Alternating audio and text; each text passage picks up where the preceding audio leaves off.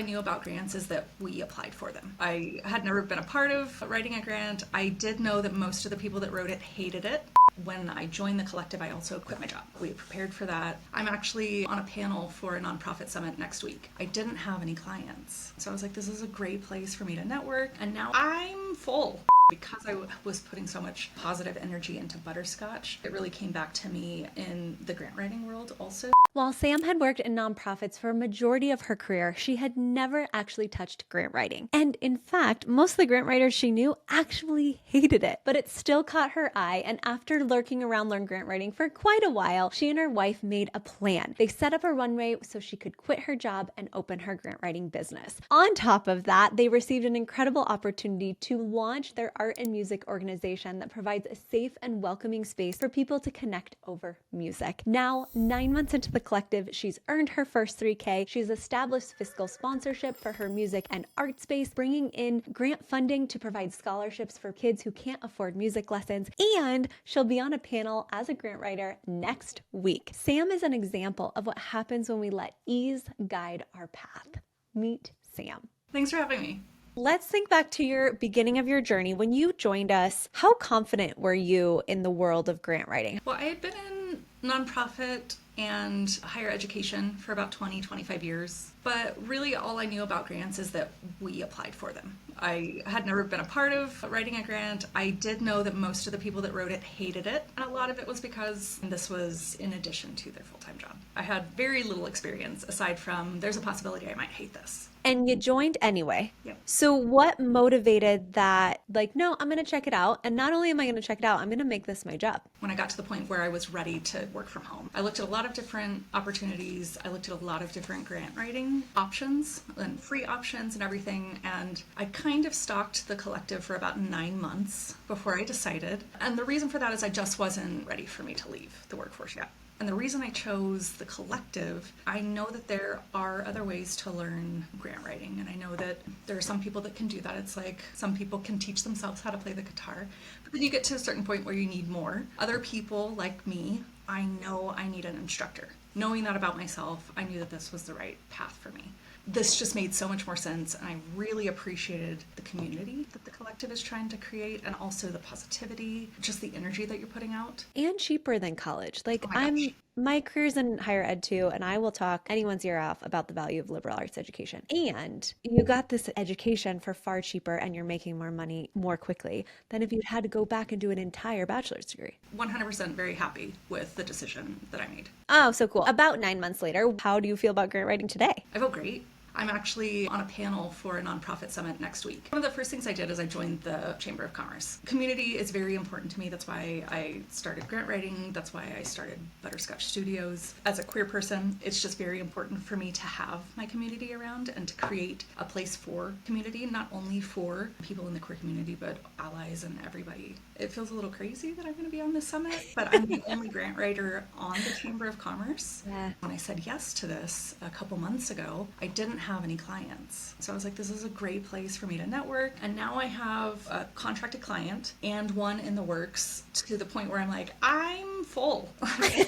don't want it anymore. So I'm going to be doing the summit and I'm going to be like, I really hope you like what I say. And also I might not have room for you. Yes, yes, yes. Right. This is what I love, again, about being in community. Like, you just illustrated that so beautifully. Like, one, you're in the chamber, it's bringing you all these different things. You now said yes. Important caveat to all of this is that you did say yes. Yeah. Like, proud of you for saying yes. And then you have your community within the collective too, and within Colorado, that you can say, like, okay, I can plug and play this. I can connect these two people here. Yeah. I'm terrified, to be honest. I'm not a public speaker. All of my roles have always been behind the scenes. I'm the person that sets up. I'm not the person that speaks at the summit, but I feel very confident in how I speak about grants and why grants are important to me and what I provide with grants, which I think is going to be really important just based on the other people that are on the panel. Do you think that info interviews are helping you actually be able Oh, to yeah. do this presentation? So when I first started, I really worked the program. I appreciated the Valley of Despair. I appreciated everybody talking their way through it. I appreciated all the positivity. I was fortunate enough when I joined the collective, I also quit my job. We prepared for that. I did a lot of cold calling interviews in the beginning.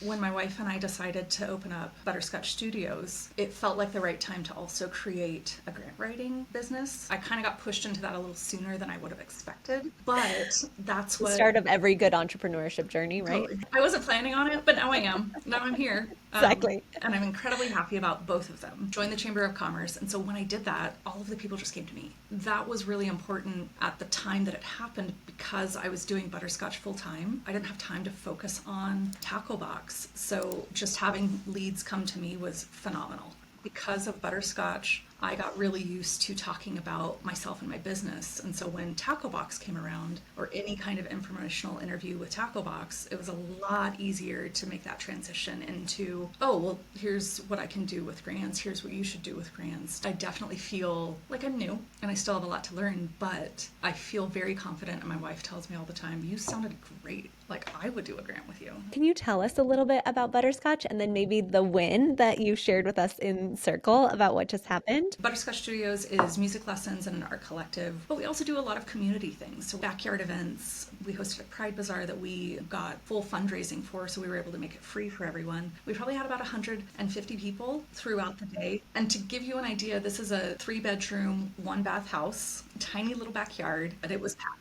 all day.